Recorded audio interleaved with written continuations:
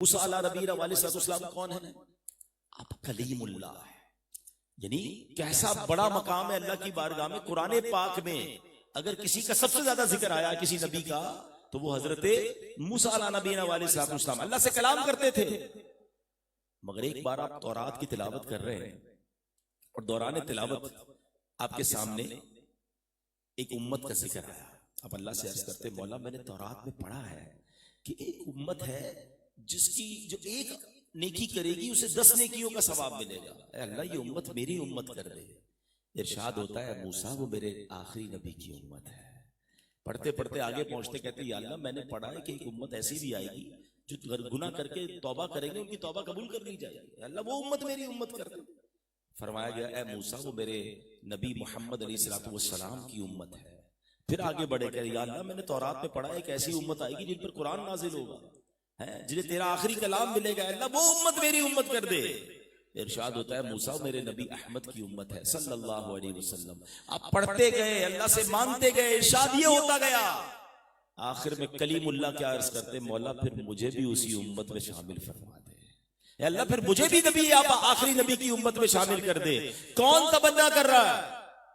کلیم اللہ تمنا کر رہے ہیں کہ اے اللہ مجھے نبی پاک کا امتی بنا دے۔ اے میرے پیارے اسلامی بھائیوں، میں نے اور آپ نے کون سی تمنا کی تھی؟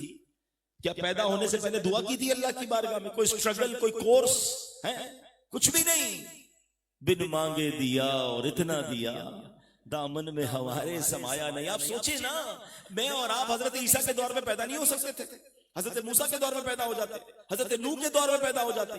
کیا آپ نے کمال کیا کہ اللہ نے اتنا بڑا شرف دے دیا کہ ہمیں نبی پاک علیہ السلام کا امتی بنایا۔ جب اتنی بڑی مہربانی ہوئی بن مانگے ہوئی نا، تو کوئی تو ذمہ داری بنتی ہے، کوئی تو رسپانسبلٹی بنتی ہے۔ آپ ایک ادارے میں شامل ہو، آپ کی رسپانسبلٹی شروع ہو جاتی ہے، تو try to find what is my responsibilities to be a ummati of رسول پاک علیہ السلام۔ علماء فرماتے ہیں اس امت کو خیر الامم کہا گیا، سب سے بہترین امت۔ سبحان اللہ، سب سے بہترین امت کا ممبر بھی بن گیا میں۔ اور سنو، دنیا میں تو عذاب سے بچایا گیا، کیوں؟ نبی پاک رحمت للعالمین بن کے آئے نا۔ نبی پاک ایسی رحمت ہے کہ ایمان والوں کے لیے بھی رحمت ہے، اور جنہوں نے ایمان نہیں لائے ان کے لیے بھی رحمت ہے۔ کیوں؟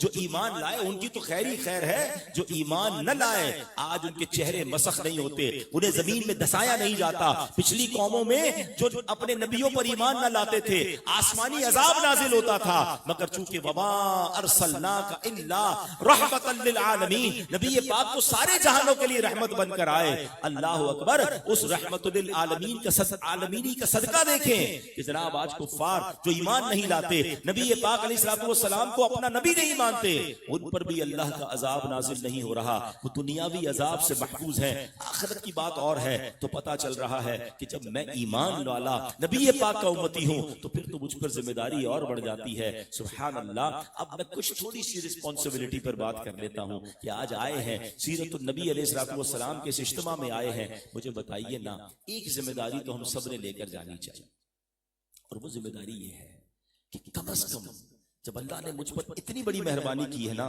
تو کم از کم میں ایک ذمہ داری تو لے لوں، اور وہ ذمہ داری یہ ہونی چاہیے کہ میں امتی ایسا بن جاؤں جس کو دیکھ کر کوئی کہے کہ اگر امتی ایسے ہیں تو اس کے آقا کیسے ہوں گے، امتی ایسا ہے تو اس کے نبی کیسے ہوں گے، امتی اتنا سچا ہے تو اس کے نبی کی سچائی کا عالم کیا ہوگا، ارے امتی ایسا ایماندار ہے تو اس کے نبی کی امانت داری کا عالم کیا ہوگا، امتی کا کریکٹر ایسا ہے تو اس کے نبی کی تعلیمات کا عالم کیا ہوگا۔ مگر سچ بتائیے، کیا مجھے دیکھ کر کوئی یہ کہتا ہے؟ اپنے اپنے بارے میں ہم سب غور کرتے ہیں۔ انفارچونیٹلی میں تقریباً ساری دنیا میں جاتا ہوں، اور افسوس یہ ہوتا ہے کہ جب مسلمانوں کے حالات وہاں سنتے ہیں، خود پاکستان کے حالات آپ کے سامنے، آپ تو خود ریسرچ کرنے والے لوگ ہیں، ہونا کیا چاہیے تھا کہ دنیا میں یہ مشہور ہو جاتا کہ یار اگر مسلمانوں نے کوئی پروڈکٹ بنائی ہے نا تو آنکھیں بند کر کے خرید لو، ان کی پروڈکٹ سب سے بہترین سچی جو لکھا وہی ہوگا۔ مگر حال یہ ہے کہ ہمیں خود اپنے مسلمان ممالک کی پروڈکٹ خریدتے میں ڈر لگ رہا ہوتا ہے، خاص طور پہ دوائی میں تو یہ کہتے ہیں یار باہر سے منگوا لو، پتہ نہیں پاکستان کی دوائی میں لکھا کچھ ہے نکلے گا کچھ۔ کیوں؟ یہ درست ہے؟ آپ سچ بتائیں، میرے آقا تو وہ ہیں، آپ سب نے وہ واقعہ بچپن سے سنا ہوگا کہ سرکار دو عالم علیہ السلام نے جب کفار مکہ کے سامنے اسلام پیش کرنا تھا، 40 ایئرز کی ایج مبارک ہے, 40 سال تک تو تبلیغ نہیں کی تھی نا. پیارے آقا نے کاروبار کیا تھا, فیملی ان کے ساتھ ٹائز تھے, اور ان کے سامنے کردار پیش کیا تھا. And when he asked in front of those مشرکین مکہ, بتاؤ میں کون ہوں, بتائیے نا کیا جواب دیا تھا انہوں نے؟ آپ صادق ہیں, آپ امین ہیں. کون کہہ رہا ہے؟ جو ایمان نہ لائے, مگر اس بات کو وہ مانتے تھے کہ آپ سچے ہیں, آپ امین ہیں. سچ بتائیے, کیا امتی کے لیے ایسا نہیں ہونا چاہیے تھا کہ میرے بارے میں لوگ کہیں کہ یہ سچا ہے, یہ امین ہے؟ آج کسی کے بارے میں پوچھو نا, یار کاروبار کرنا ہے, قرضہ دینا ہے, دے دوں بھائی, دیکھ کے دینا بھائی, مجھے تو کوئی امید نہیں تمہارے پیسے واپس. تو نہیں ہے ایسے بندے پر جس کے بارے میں مسلمانوں کو ڈر لگتا ہے کہ یار یہ امانت دار ہے کہ نہیں.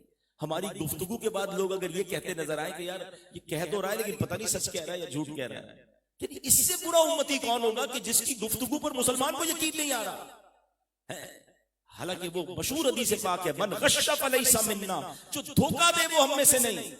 مگر چند سکوں کی خاطر لوگ ملاوٹ کر رہے ہیں, چند سکوں کی خاطر جھوٹ بول رہے ہیں, تھوڑے پیسے کما لیتے ہیں, مگر سوچتے نہیں کہ مرنا نہیں ہے. یعنی کن چیزوں میں ملاوٹ ہو رہی ہے. پچھلے دنوں پاکستان میں ایک اسکینڈل پکڑا گیا, کہتے ہیں رونگٹے کھڑے ہو جائے, خون جو بلڈ چڑھایا جاتا ہے, پتہ چلا اس میں ملاوٹ ہو گیا. خون تو انسان کو جب مر رہا ہوتا ہے, زخمی ہوتا ہے, اس وقت دیا جاتا ہے, لیکن بس وہ پیسوں کی لالچ.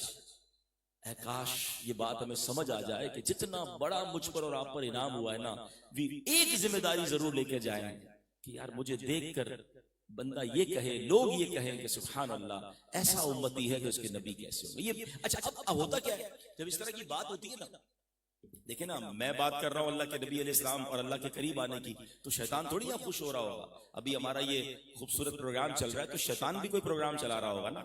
اب وہ دماغ میں آ کے پتہ کیا بات ڈالتا ہے, کہتا ہے یار یہ مولانا صاحب بات تو ٹھیک کر رہے ہیں, مگر میں اکیلا اگر اچھا ہو گیا تو فرق کیا پڑے گا؟ سارے لوگ غلط کر رہے ہیں, پوری مارکیٹ غلط کر رہی ہے, پورا معاشرہ ہی بگڑا ہوا ہے, تو مجھے اکیلے کو ٹھیک ہونے سے کیا فائدہ ہوگا؟ اب شیطان یہاں سے ٹرن اراؤنڈ کرتا ہے. تو میں صرف ایک اس کا جواب آپ کو دینا چاہتا ہوں. مجھے بتائیں قبر میں آپ اکیلے جائیں گے یا اب سب کو پوری آرگنائزیشن کو لے کر جائیں گے؟ آپ اکیلے جائیں گے نا. میں نے اور آپ نے اپنا جواب دینا ہے. یار کم از کم نبی پاک کا جب دیدار ہوگا قبر میں تو یہ تو کہہ سکوں گا نا, حضور میں اپنے حصے کا چراغ چلا کر آیا, حضور میں نے اپنی زندگی آپ کی سنت کے مطابق گزاری. میں کوشش کرتا رہا لوگوں کو سمجھانے کی, میں کوشش کرتا رہا اذان دینے کی, میں کوشش کرتا رہا لوگوں کو آپ کی سنتوں کی طرف بلاتے رہے. حضور میں نے اپنے حصے کا کام کیا, مجھے اپنا چہرہ دکھانا ہے اپنے نبی کو قبر کے اندر.